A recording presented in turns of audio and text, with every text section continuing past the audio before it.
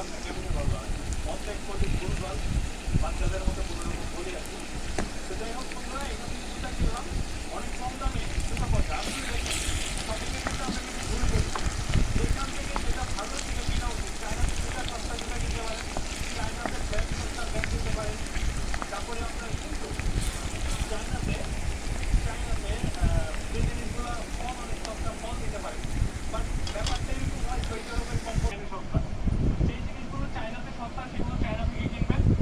তো আমি এই জন্য চায়নাতে যখন আছি সেগুলো এখান থেকে ঘুরে ঘুরে কিনি। এই সপ্তাহে হচ্ছে বাচ্চাদের কাপড়, মেয়েদের কাপড়, অনেক সুন্দর সুন্দর কাপড় এখানে পাওয়া যায়। কিনতে ইচ্ছা করে, অনেক সুন্দর।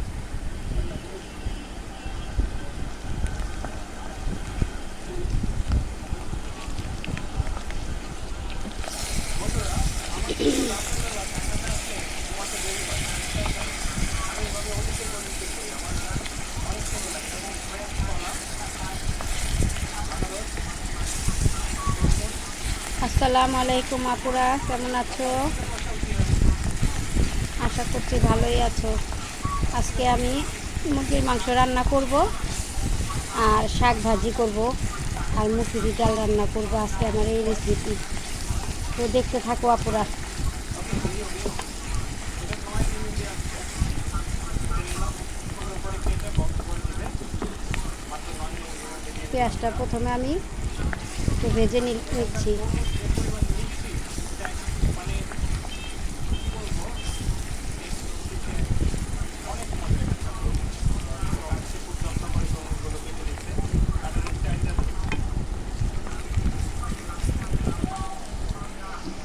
এটা আমি খাবোই প্রতিদিনই, মানে আমার আর তরমুজ কিনাই হয়। মাংসতে আমি ভালো লাগে। মশলা এখানে কি মাখিয়ে আছে, আম আছে, পাকা আম, একটু এই রেস্টে আমগুলো অনেক রেখে সুস্বাদু হয়। দিয়েছিলাম। বন্ধুরা তো আমি এখন পেঁয়াজটা আছি চায়নার লাল হয়ে গেলে তারপরে মাংসটা আমি ছেড়ে দেব। তো কিভাবে রান্না করছি তা তোমাদের সাথে আমি শেয়ার করে নিচ্ছি, তো তোমরা দেখতে থাকো।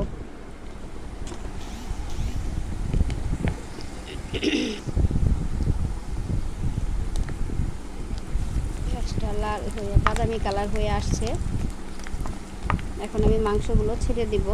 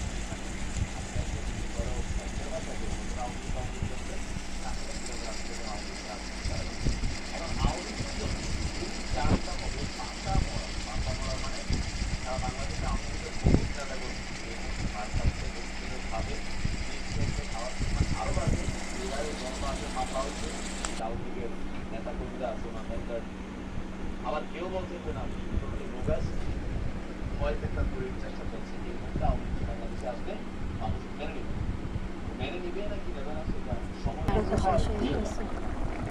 আমাদের শরীর এতটা হয় শুধু এগুলো খাবে কিনা পাথর কিনে আছে। নিশ্চয়ই ফোনালাপ শোনার পর ইউনুস সহ সমন্বয়ক সহ যারাই আছেন তাদের মন খারাপ হয়ে গেছে। আমি আপনাদেরকে জাস্ট প্রথম অংশটা শুনিয়েছি, বেশ দীর্ঘ এই ফোনালাপটা সংক্ষেপে আমরা আনি। খুবই কি যে হইব দেশের অবস্থা আল্লাহ কইতে পারে। দেশের পরিস্থিতি আসলে অনেক খারাপ মনে হইতেছে। সাবেক প্রধানমন্ত্রী শেখ হাসিনা রাইট নাও তিনি দাবি করছেন তিনি সাবেক না, তিনি এখনো খালি। তাহলে যে পদত্যাগপত্র প্রধানমন্ত্রী চ্যালেঞ্জ ছুড়ে দিয়েছেন শেখ হাসিনা যে তিনি যে সাইন করেছেন পদত্যাগপত্রে, এই পদত্যাগপত্রের ছবিটা কোথায়? তাহলে যে দৃশ্য আমরা দেখলাম সাইন করা, সেটা হচ্ছে কোন একটা স্মারক লিপিতে বা কোন একটা স্মারক সমঝোতা বইয়ে অন্য কোন একটা সাইনের দৃশ্য, যেটা বেসিক্যালি তিনি পদত্যাগ করেনি সরাসরি। এই প্রথমবারের মতো তার নিজের গল্পে আপনারা বিষয়টা শুনলেন। দর্শক জানতে পারবো ব্যাপক, কারণ তারা ছাত্র নাই, আমিও নাই, কারণ তোদের সবার সংসার হয়েছে। রাজশাহী মেডিকেল কলেজে গেলে আর গেছিল দেখেন এত বড় সফল থেকে নাই কেন জানে, কারণ লেনিন নিজে ক্ষমতা কি পাবেন সেটা বুঝতে পারে নাই। লেনিনের মতো প্রখর রাজনৈতিক নেতার ক্ষমতা এটা বিপুল, এটার সাথে বাংলাদেশের অগাধ বিপ্লবের মিশ্রণ ধরাই দেবো ক্ষমতা থেকে।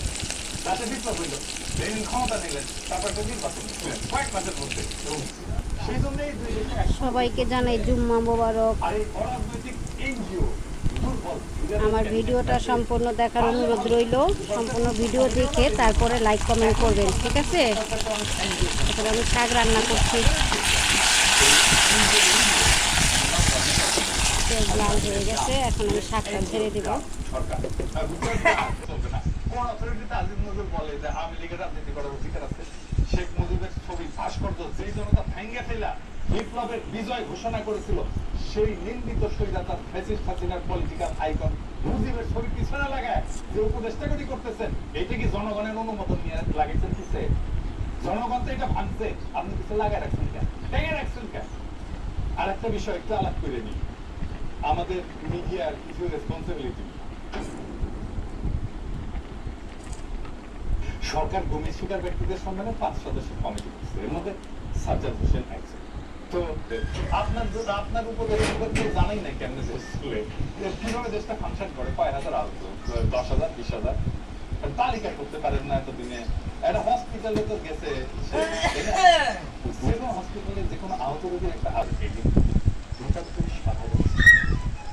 যারা কোনো প্রতিদানের আশা ছাড়াই লড়াইয়ের মাঠে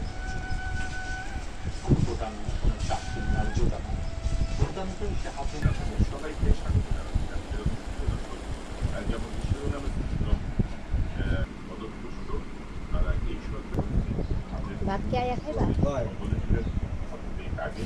আপনার বিশ্লেষণটা কি আপনার মোবাইলের চার্জও শেষ হয়ে যেতেছে। মুস্তাফিজ যেহেতু জিনিসটা একটা, আমি গঠনের ব্যাপারে আসি, আমি জিনিসটা আরবির মধ্যে সেটা কিন্তু জাতীয় পেশাগত আমার গাছগুলি দেখতে এত ভালো লাগে, এটা বলার মতো না।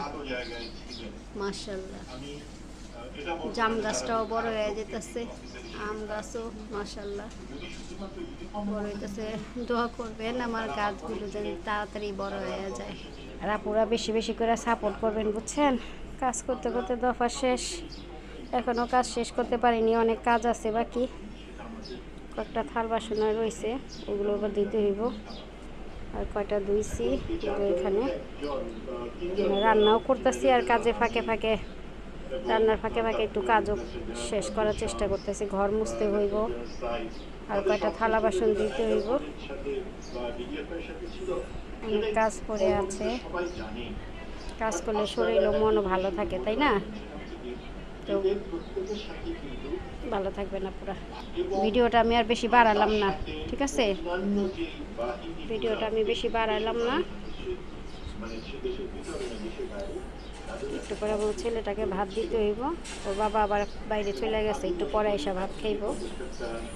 তো আমার কাজগুলো আমি শেষ করতে হইব। তো ভিডিও আমি এই পর্যন্তই রাখলাম। ডালটা বসায় দিছি, ডাল হইতে থাকুক। মোবাইলের চার্জ প্রায় শেষ, এটার জন্য আমি আর কি ভিডিওটা এখানে আমার শেষ করতে হইব, ঠিক আছে? মোবাইলের চার্জ আমার প্রায় শেষ, আর একটু বাকি আছে, তারপর অন্ধকার হয়ে আসতেছে, বলা যায় না কখন বন্ধ হয়ে যায়। তো আমি আপনাদের কাছ থেকে বিদায় নিয়ে নিতেছি। সরি, গলাটা আমার একদম বসে গেছে ঠান্ডায়।